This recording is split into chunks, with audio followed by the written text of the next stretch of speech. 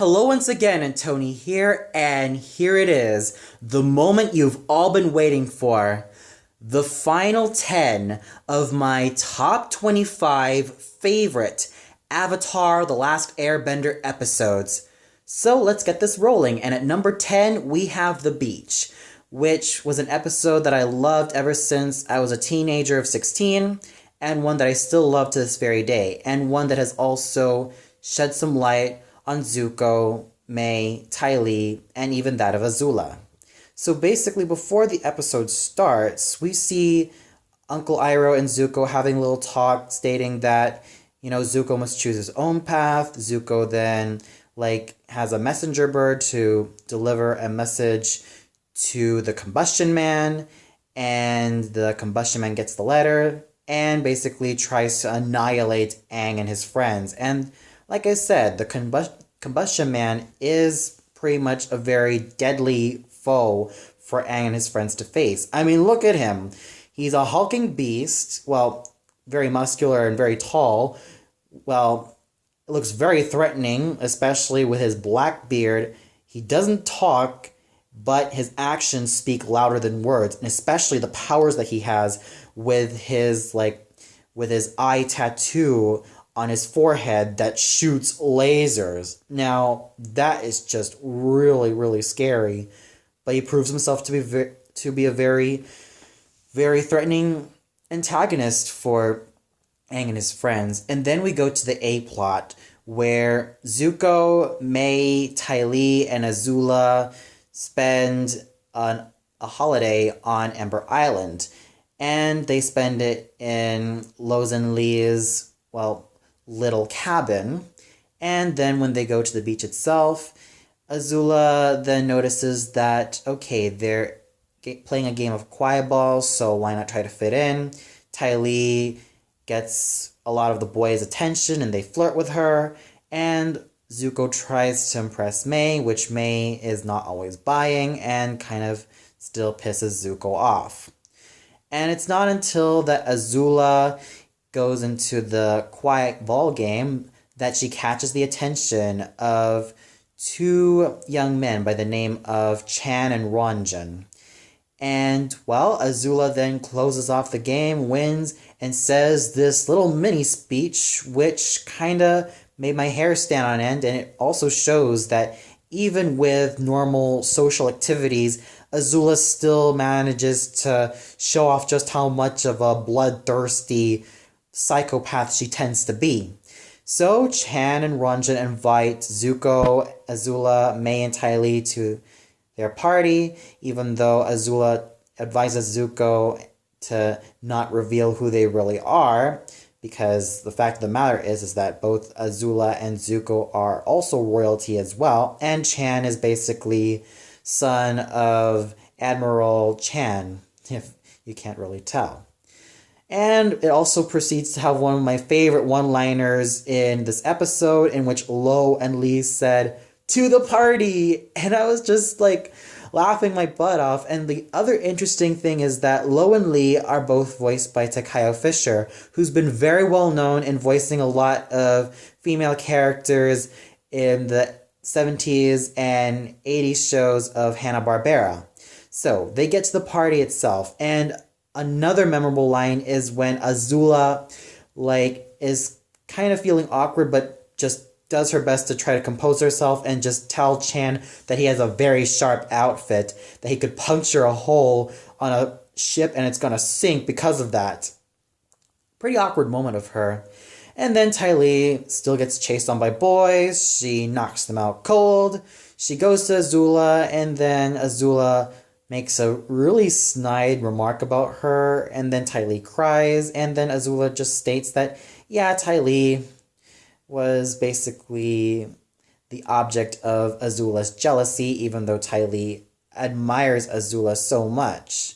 And then we cut to Azula and Chan having a little fling with each other, and then Azula makes a compliment on Chan's strong, muscular arms, and when he flexed his bicep for Azula, I was like, wow, what a hottie he is. Yeah, Basically, it's my inner gay fanboy talking because yeah, I did have a gay crush on Chan, even though he was kind of a jerkish show off. I still thought that he still looked really handsome and he looked really well sculpted. And well, what more can you expect from a son of a very important general in the army? You could really expect that he's also very well built, and that's what pretty much Chan is. Yeah, like I said, even though Chan is pretty much a self-righteous jerk, he at least is pretty cute, for lack of a better word.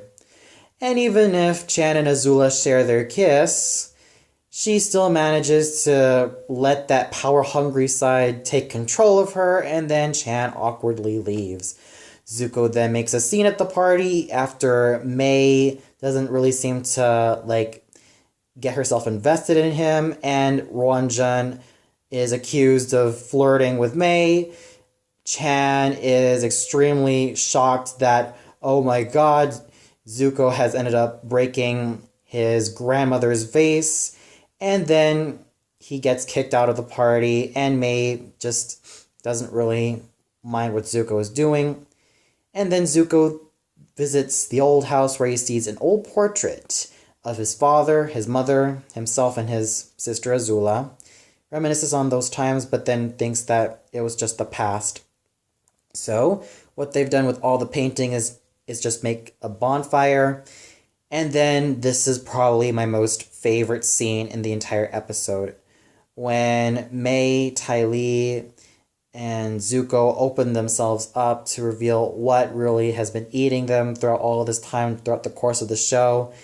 And it's just really great. I mean, we do understand where Ty Lee comes from. Ty Lee states that, yeah, at first you might think she's just this happy-go-lucky young girl, but deep down, yeah, she does feel left out. She has 6 sisters, and they all look the same, and sometimes she tries her very best to stand out from them, but it's painful to do so because even if she tries to stand out, she's still gonna be that way for the rest of her life.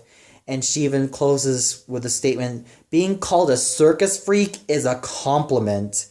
And she just says it with such pride and gusto. Then we even go to May's backstory, and people state that she's nothing more than an emotionless blob. But then May states that she was basically born as a rich only child, who was basically having all the privileges and having all of the duties and basically all of those things that a lot of rich people have. It's not until Tom Tom was born that she also had to become a very responsible role model to him. And even in general life, she has to be extremely composed, and she even expresses herself in front of Zuko. And even Zuko tells them that he's completely angry with himself and he doesn't even know what to do, hiding the guilt that yes, he's pretty much betrayed the one person that's meant so much to him as a father, and it's none other than Uncle Iroh.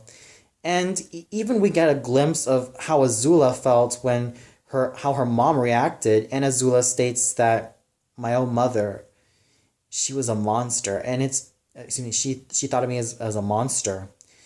And it was just kind of heartbreaking because when you think about it, Ursa does love both her children, but it's also because of where Azula comes from with her father's constant and rigid rules towards her, that she has to be the best and she can't even feel that human. So this is basically the most human that she's ever gotten this episode. And then the episode ends with Zuko and the gang just having a good time, wrecking up Chan's place. So overall, this is no wonder why I really love this episode so much.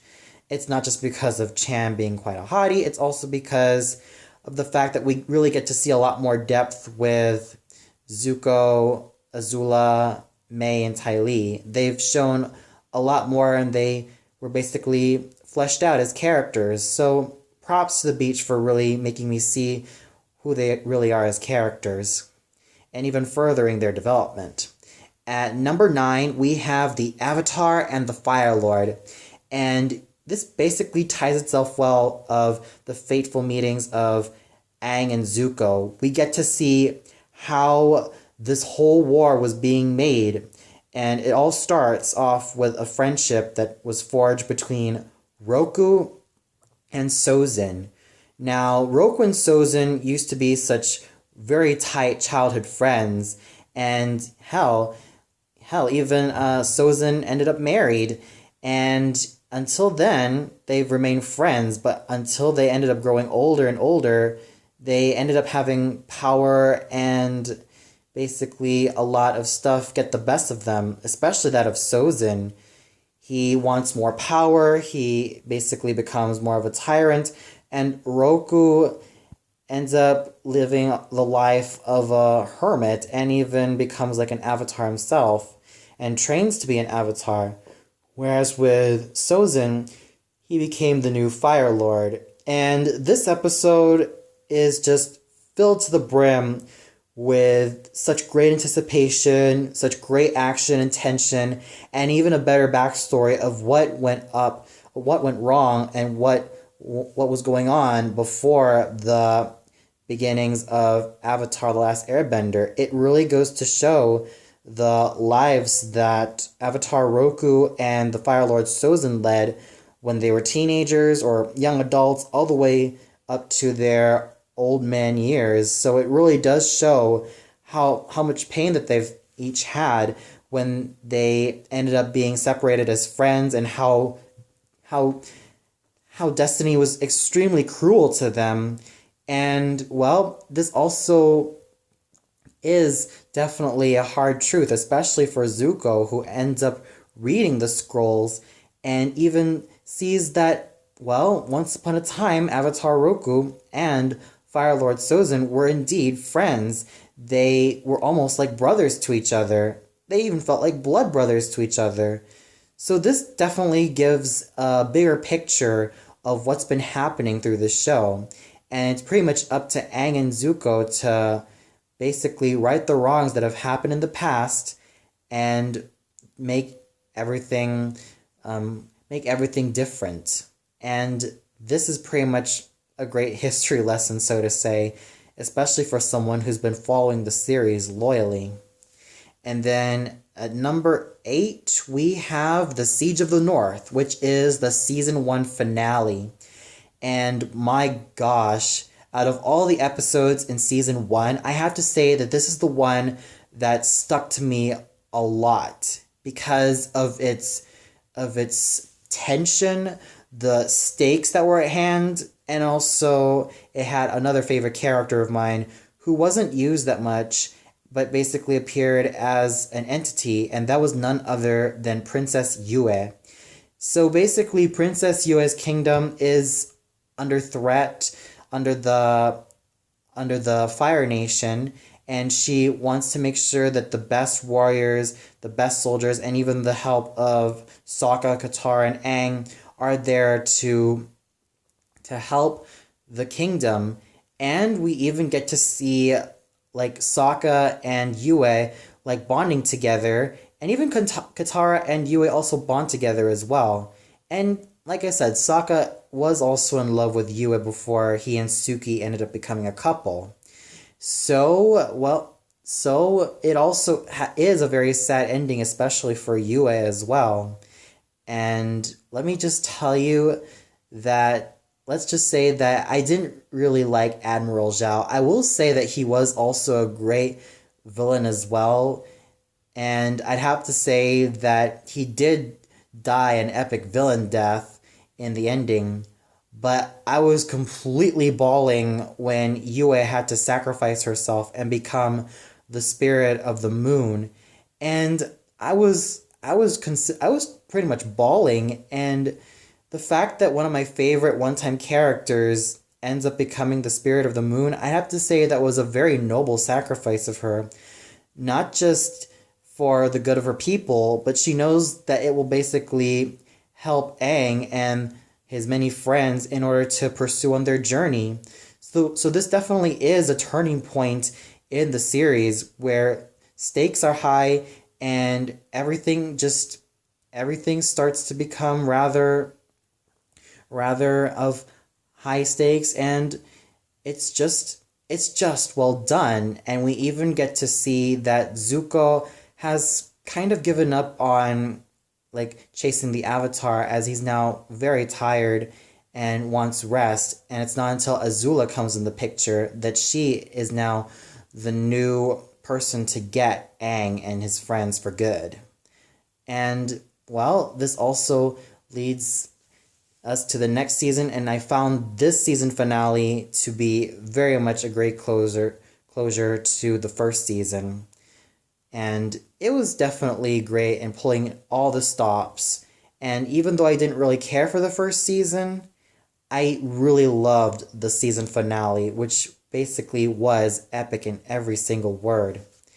And then number 7, we have yet another season finale, but this time it's season 2. And that is the Crossroads of Destiny, in which Zuko, Azula, Iroh, Aang, Katara, Toph, and Sokka are in a cage, and let's just say that a lot of things are happening.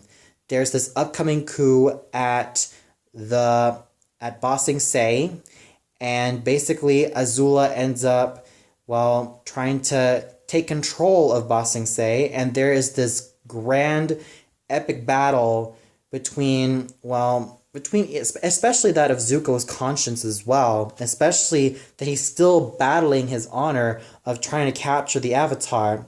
And let me just tell you that what happens to Uncle Iroh at the end of this episode is rather heartbreaking because, well, when you think about it, this is the episode that has had Zuko betray the very man that was like a father to him, that was more than just a mentor. He was like a father to him. When Ozai could never be the father that Zuko always wanted, there was Iroh. He was the better father than Iroh would ever be. And here was Zuko, well, basically betraying his own beliefs and what he truly believes in inside in favor of, if I capture Aang, if I do what I can to restore my honor, especially make my father proud, then I will end up becoming someone more important. But it's a double-edged sword. Sure, he does complete the task, but at the same time, he also injures Aang and ends up betraying his own uncle, leaving his uncle arrested. And he ends up, well, reluctantly going on Azula's side. So this is definitely another great season finale, as well as all the stops are all there, and it basically holds no bars whatsoever, especially when it comes to all the tension and the all the stuff that's been going on, and every single event, whether they be political or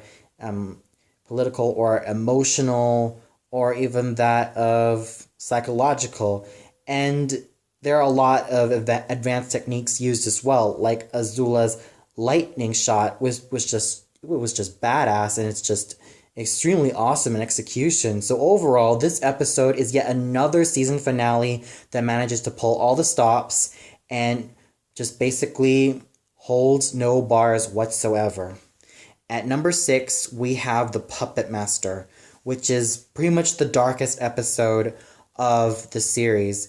And it starts off innocently, where an old innkeeper by the name of Hamma gives Aang and his friends a lot of accommodation and hospitality, food and shelter, and that kind of stuff. And it's not until one fateful evening when Hamma shows Katara how to bloodbend. That means like using other people's, well, energy, bodily energy through the blood that they have, and manipulating it to do their every will. And this is a newfound power that Katara has learned through this very interesting old woman. What makes this episode dark is that Hama apparently is the main antagonist of this episode, and she's got her own motives. Yes, they're twisted, but they're quite fascinating as well. Once upon a time, Hama was indeed captured by the Fire Nation and pretty much was a slave and was pretty much like locked up in their cells, just like a just like a caged little dog, until one fateful night when the moon was full, she learned a new and deadly technique that she demonstrated on a rat. And that is none other than bloodbending, which she used to let the guards free her, and now she wants to use this technique. She wants to use this dangerous form of bending in order to take revenge on the very people that have imprisoned her.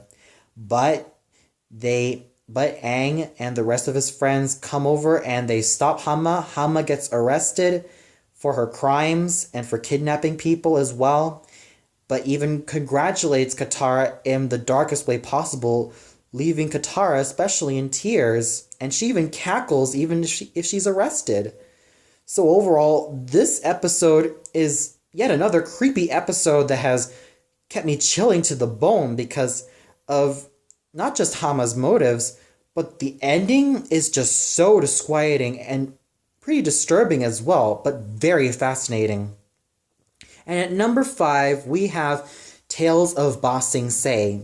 Yet, this episode is pretty much a fan favorite as well. It's actually very much a fan favorite because we get to see these characters go through like slice of life situations, like Sokka trying to one-up a lady in a haiku making contest, Momo searching for Appa, Zuko falling in love with another girl by the name of Jean, and especially the biggest highlight is none other than the tale of Iroh. Oh boy, here we go. Now this episode, or basically this section of the episode, is especially poignant because, well, Iroh, we all get to know him as this happy-go-lucky, funny type of person who loves tea. And it's not until that he visits Luten's grave that he sings this really melancholy and very simple song called Brave Little Soldier Boy. And when you listen to the song and when you listen to Mako sing this, it's so stirring, and it just leaves you bawling. It just leaves your mouth wide open saying, wow, that's just so beautiful. And until you realize that this is actually Mako's last time of performing as this wonderful character, because in 2006 he passed away, and this is basically a great send-off to him. And, well, to have lost someone who has meant so well to the voice acting world of Avatar: The Last Airbender is especially heartbreaking, and it still breaks my heart every day, but still, it was a very wonderful send-off. So the biggest highlight out of all the tales of Ba Sing Se definitely really has to be Uncle Iroh. And Mako, if you're watching this, you are a very wonderful actor. I really love the charisma that you've placed in each of your characters, whether it be Aku or Iroh. I really am inspired by all these performances, and I'd like to thank you so much. You've basically made this episode, simply put, a gem, and I will never forget you. And number 4, we have the Southern Raiders, which is a very wonderful episode because it really shows that, yes, Katara still has a grudge on Zuko for his many past deeds, and this is also a very tense episode as well, as they manage to infiltrate a base in what the Fire Nation is up to. But the biggest win of this episode was when Katara finally forgives Zuko. Cue a lot of Zuko and Katara fans screaming for Katara and Zuko to kiss. Yeah, I know, right? I'm pretty much like I said, I'm a Zuko Katara fan myself. And I also find this episode very well done because, well, it really shows how far Zuko has went in his life, and it really shows how developed he was as a character and how far he's went in his journey and how far Katara has gone in her journey as well. Both of these characters have lived very difficult lives. Their lives are never easy, and to see Katara finally forgive Zuko of his past misdeeds is just so touching, and it just leaves a huge smile on my face. And as a Zuko Katara fan, I really find that very satisfying. So this definitely is a great episode in saying that, you can be forgiven. You can have a second chance in life. And definitely, Zuko definitely had a second chance in life. And he basically becomes a part of Team Avatar and proves himself to be a very wonderful and very useful ally. So this is overall a very great episode that was just well executed and just really made my heart go out to both Zuko and Katara. At number 3, we have The Day of Black Sun, which is pretty much one of the penultimate episodes of Avatar The Last Airbender. This episode is just full of thrills, extremely high stakes, and especially when Azula is gonna end up being crowned queen, or basically Fire Lady. You could really see that this is an episode that pulls all the stops. We also see that Azula's mindset has started to slip to the point where she fires one servant for for a pit that was spotted in a cherry, where she fires both Lo and Lee, and now she has to do all the hair stuff by herself, and then she sees an apparition of her mother, and she loses it. So this episode really does show what's going to become in the final few episodes of Avatar Last Airbender, and it holds no bars whatsoever. It's just an episode that leaves me on the edge of my seat. At number 2, we have The Boiling Rock. This is another episode that is just so epic in its execution. Suki has found herself arrested by the Fire Nation and finds herself in jail along with the other Kyoshi warriors. And it's up to... And even Sokka's and Katara's father, Hakoda, finds himself locked up. And it's up to them to rescue their father. And even he gets the help of Zuko as well. And, well, Sokka, Zuko, Aang, and Suki managed to hightail it out alive. Suki even has an epic combat with Ty Lee. However, it doesn't end well with Ty Lee and May, as, well, May basically saves Zuko despite the fact that he ended up betraying her as well, and May can't really seem to forgive Zuko just yet. But you know what? May has one of my favorite comeback lines to Azula's interrogation. She states this: "You miscalculated. I love Zuko more than I fear you." And Azula just bounces back up and says, "No, you miscalculated. You should have feared me more." And then before May starts to take down Azula, Ty Lee then manages to kick the crap out of Azula and then leads Azula to arrest both of her two dear friends, or former friends, which I thought was just very sad for both May and Ty Lee, because I felt really sorry for them. These were basically Azula's friends growing up, and, well, what happened was, oh yes, May felt like she's done the right thing, but to Azula, it was pretty much a violation. So, overall, this episode really was awesome in its, pretty much in its epicness, especially when Hakoda was rescued and even made a new friend through Chitsang, who proves himself to be a very wonderful character, even if he appeared for only one time. And the Warden, man, what a creepy character he is. And what's even creepier is that he's also May's uncle. So overall, this is definitely an episode that I enjoyed to this very day because of the high stakes being taken in this episode. And number 1 needs no introduction. Sozin's Comet, the show's finale. Oh boy. talk about a finale that pulls off all the stops, is epic in its execution, has all the main characters going into this big fight against Firelord Ozai, and the final fight is just so...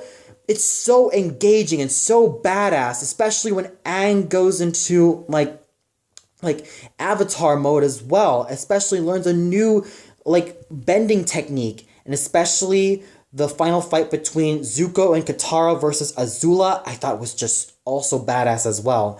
And it was also painful seeing Azula laying down on the ground crying, but still, this episode was well executed, and it was just one of the best show finales that I've seen. And yes, we haven't really found out what happened to Zuko's mom, but they're all answered in the events taken after Sozin's Comet, which can be found in the comic adaptations, which are The Promise, The Search, and many of the other comic writings of the show. So overall, what a grand show finale, and this is no wonder why this is number 1 on my list. Well, that's all for now. Be sure to tune in later as I sort of make a tribute video to this really wonderful show. So until then, see you later, everybody.